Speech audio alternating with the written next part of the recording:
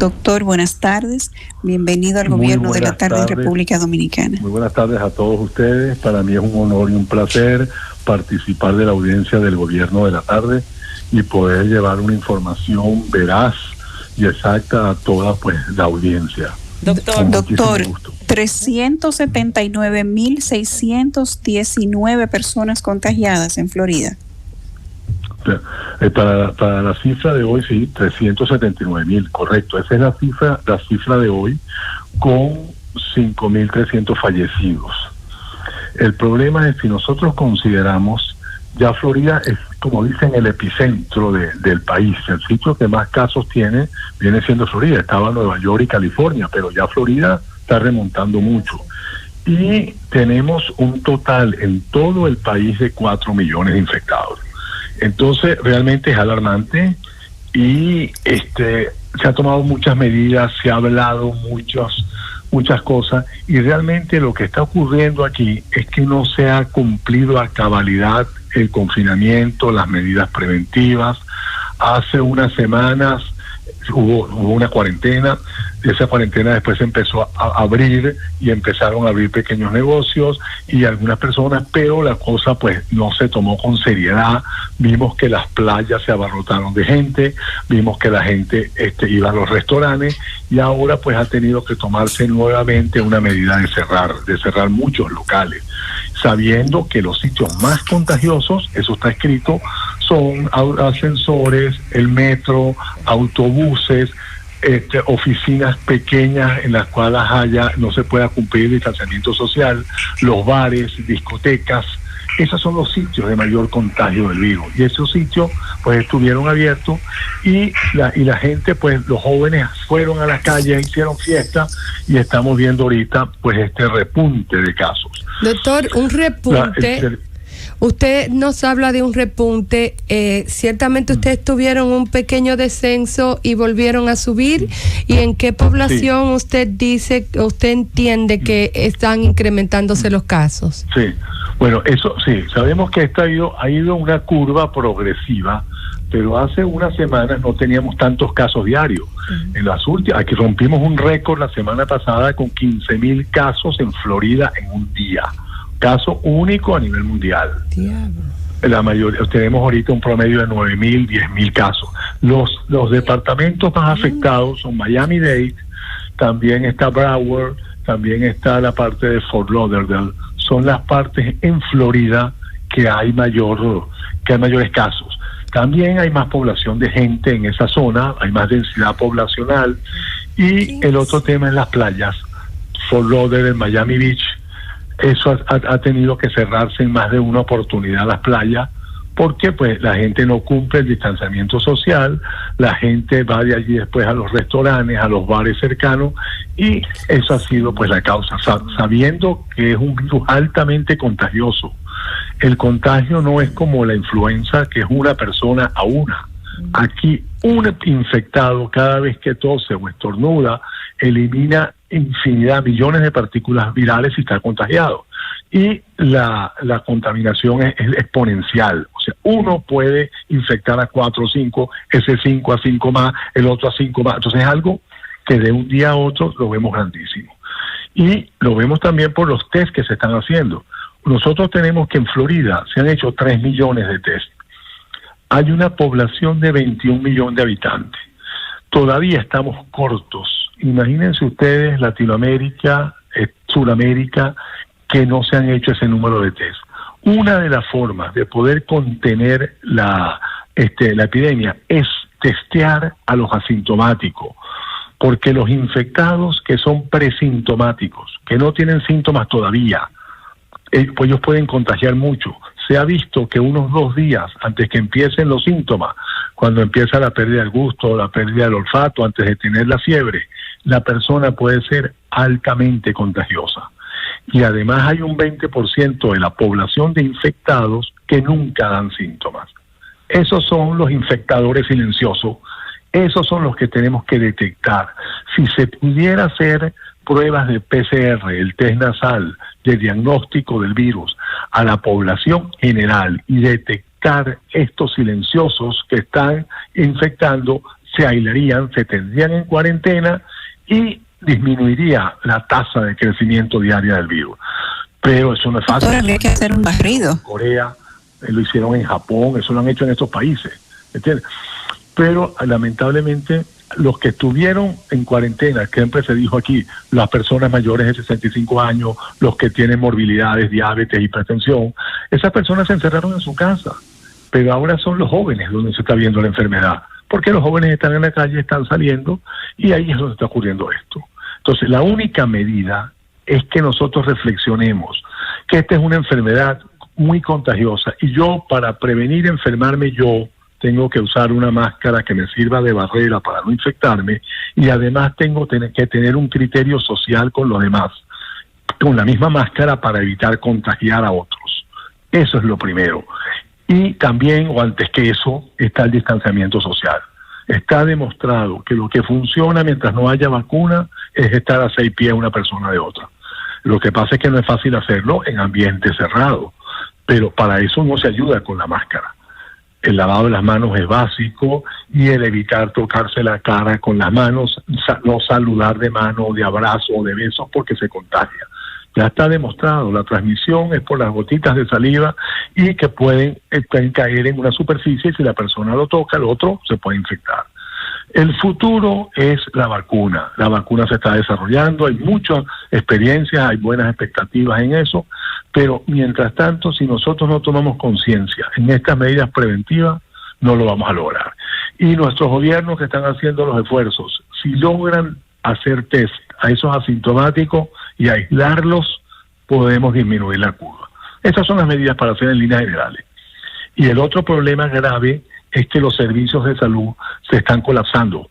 Por lo menos aquí todavía no se ha llegado a un colapso en Florida, pero ya por lo menos en la parte de Miami-Dade hay hospitales con un 80% de capacidad ya saturada. Y está demostrado que los pacientes que se atienden precozmente y se le dan todas sus indicaciones evolucionan mejor. Pero también quiero tranquilizar, porque si sabemos la historia de la enfermedad, cómo se desarrolla, de 100 personas que se infectan del virus, solamente van a estar graves 10%, 5%. 20% no van a tener síntomas. El otro 60% van a tener una gripe que puede ser leve o moderada, pero lo importante es saber qué hacer la segunda semana. La segunda semana de la enfermedad es la donde están las complicaciones de coagulación, de inflamación y de neumonías. La persona empieza como una gripe y le dicen, tome acetaminofén, váyase a su casa y enciérrese 14 días. Pero si esa persona empieza con problemas respiratorios, opresión, dificultad respiratoria, o no oxigena bien, venden unos aparatos que son los oxímetros de dedo que ayudan. Esos pacientes hay que atenderlos precozmente para evitar que lleguen a la gravedad. Y no podemos estarnos automedicando. ¿Verdad? Sabemos que hay medidas que se han tratado de decir, que se haga gárgaras, que se tome antiparasitarios, la colchicina. Eso no está todavía en los protocolos. Lo que sí hay que saber la persona es cuándo asistir precozmente al hospital, cuando haya síntomas de asfixia, una opresión torácica, dificultad respiratoria, una fiebre continua y la persona se siente muy débil y ya han pasado 4 o 5 días, que sería una gripe común lo que duraría. Allí hay que consultar. Estas son las medidas que debemos hacer. Doctor, ¿por qué los ciudadanos se les dificulta tanto cumplir con el distanciamiento y con el aislamiento? Y se mantienen en la calle, quieren ir a las playas, restaurantes, aún a sabiendas de lo grave que es este virus. ¿Tienen ustedes algún estudio, alguna idea? Sí, es un problema de conciencia social. Fíjese, en Estados Unidos mueren anualmente 60,000 personas por influenza. Todos los años. Existe vacuna para la influenza. Y hay gente que dice, yo no me la pongo porque me va a dar gripe, yo no creo en las vacunas. Hay otras personas que dicen, yo no me voy a enfermar, yo tengo mis defensas buenas. Como las defensas no se ven, eso no se ve. No es que esté gordo ni flaco ni esto. Eso es la respuesta inmunológica del organismo. Y aquí ocurrió en Estados Unidos las fiestas coronavirus, los llamados party coronavirus. empezaban a reunirse personas infectadas para decir, el retarse, el que primero se haga la prueba y salga positivo le damos un premio. Es un problema de educación, es un problema de conciencia social y personal. Eso es lo que está ocurriendo en esto. Doctor, bueno, una de mis preguntas era sobre el sistema sanitario. Ya usted dijo que está por lo menos en un 80%. ¿Usted hace algunos consejos para que acudamos al médico en caso de ya después de sentir los síntomas? Pero bueno, en un sistema como el nuestro quizás aplica ir un poco antes. Ahora bien, la pregunta, ¿hay alguna responsabilidad social particular sobre un individuo? Y digo esto porque está como muy a la ligera que todo el que quiere anda o no con la mascarilla. No hay una obligatoriedad del individuo de andar con la mascarilla. Sí, hay una obligatoriedad. Eso depende. ¿Y qué consecuencias hay si usted teniendo eso el depende virus? De los países.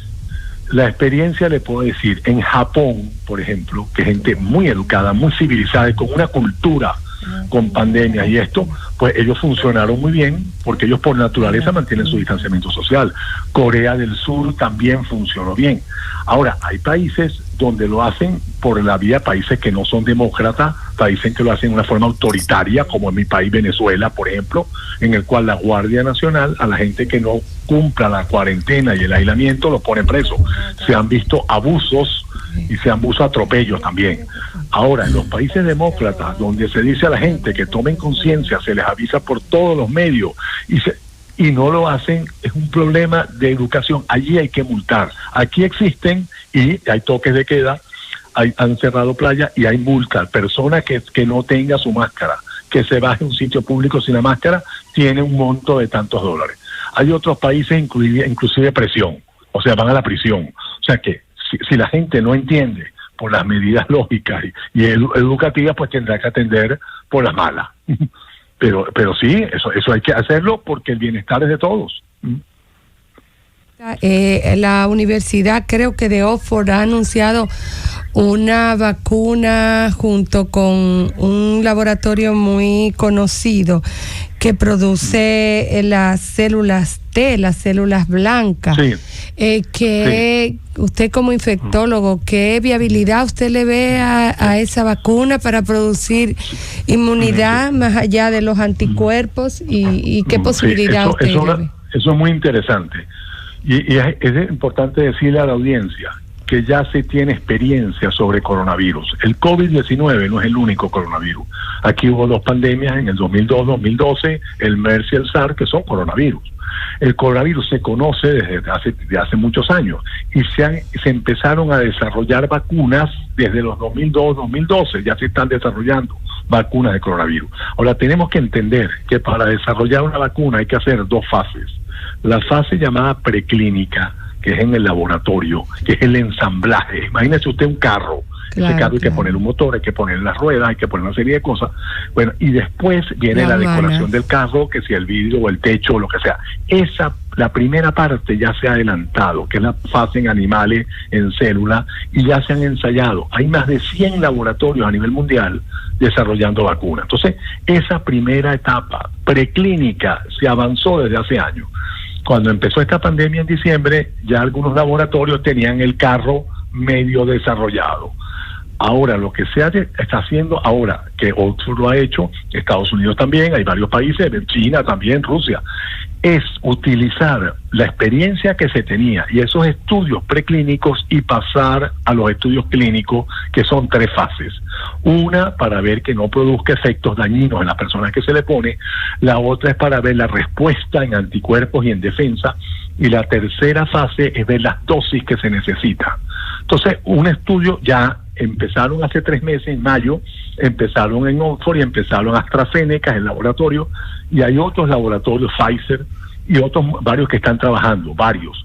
Y ya tienen el mismo esqueleto de la vacuna.